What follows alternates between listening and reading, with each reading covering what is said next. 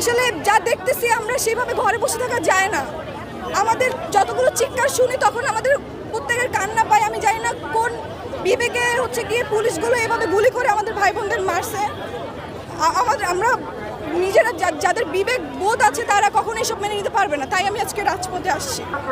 আসলে আমাদের আজকে যেই অবস্থা, এই পরিস্থিতি সব কিছুর জন্য সরকার দায়ী।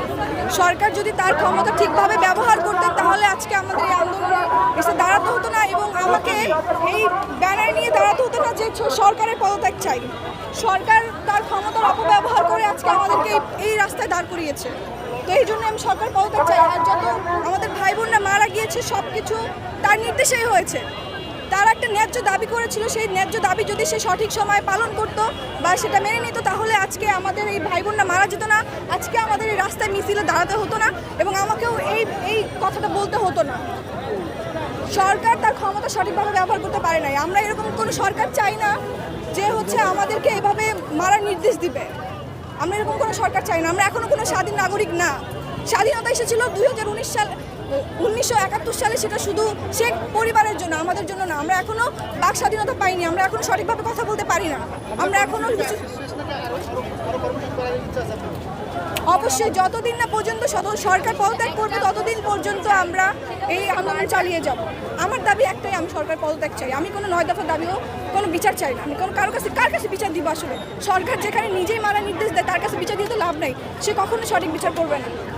আমি জানি না তারা কিসের ভয় এখনো ঘরে বসে আছে, কারণ এখন এই আন্দোলনটা হয়ে গেছে পুরো দেশবাসীর, আমাদের পুরো বাংলাদেশের মানুষের।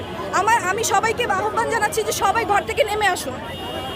কার ভয় কিসের জন্য বসে থাকবে না? আমরা যদি না নামি সবাই মিলে প্রতিবাদ না করি আমরা কখনোই আর স্বাধীনতা পাবো না। আমরা কখনোই আর বাক স্বাধীনতা পাবো না। আমরা কখনো এই দেশে সঠিকভাবে বাঁচতে পারবো না। কোন ভয় কিসের ভয় বসে আছে আমি জানি না।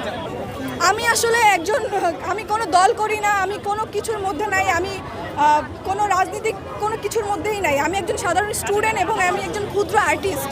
আমি যেটাকে অন্যায় মনে করি সেই অন্যায় প্রতিবাদ করতে আসছি। আমি কোনো দলের পক্ষ নিয়ে কথা বলতে আসি নাই। আমার যেটা মনে হয়েছে ন্যায় কোনটা অন্যায়, আমি সেই অন্যায়ের বিরুদ্ধে কথা বলতে আসছি। আসলে যা দেখতেছি আমরা সেভাবে ঘরে বসে থাকা যায় না।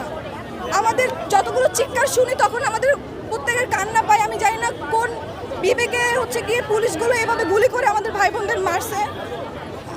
আমরা নিজেরা যাদের বিবেক বোধ আছে তারা কখনো এসব মেনে নিতে পারবে না, তাই আমি আজকে রাজপথে আসছি। হ্যাঁ, সাধারণ মানুষকে আমি এটাই বলবো যে আজকে না আমার সময় হয়ে গেছে। কোনো কিছুর ভয় পাবেন না, কোনো কিছু ভয় পাওয়ার দরকার নেই। আপনারা সবাই আসুন, আমরা যদি সবাই নামি তাহলে আমরা আবার নতুন করে একটা স্বাধীনতা পাবো।